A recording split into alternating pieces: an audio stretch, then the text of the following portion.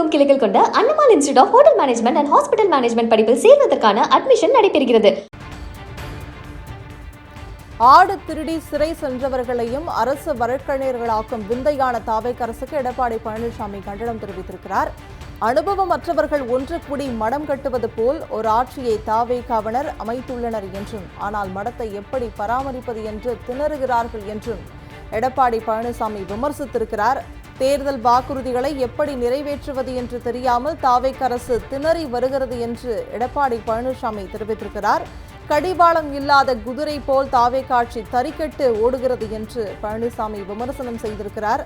தாவேக எப்படி தட்டு தடுமாறி ஆட்சிக்கு வந்ததோ அதேபோல் கீழமை நீதிமன்றங்களில் அரசு வழக்கறிஞர்கள் இல்லாமல் நீதி பரிபாலனமும் தடுமாறி கொண்டிருக்கிறது என்று எடப்பாடி பழனிசாமி விமர்சனம் செய்திருக்கிறார். அண்மை செய்தியாக பார்த்து கொண்டிருக்கிறோம்.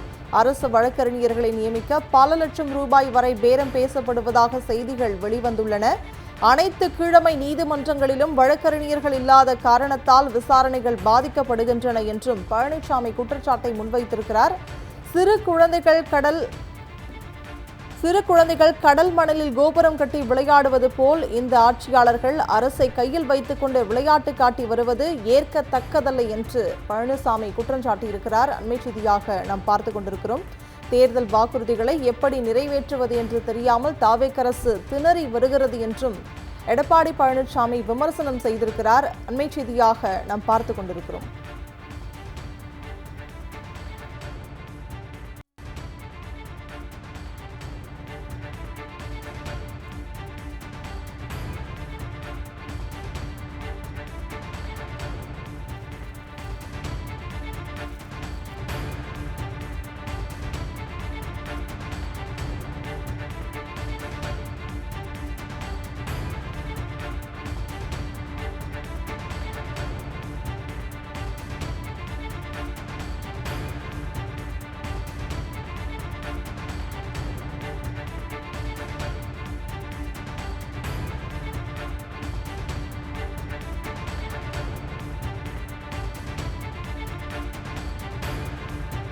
தமிழகமெங்கும் கிளைகள் கொண்ட Annamalai institute of hotel management and hospital management படிப்பில் சேர்வதற்கான அட்மிஷன் நடைபெறுகிறது.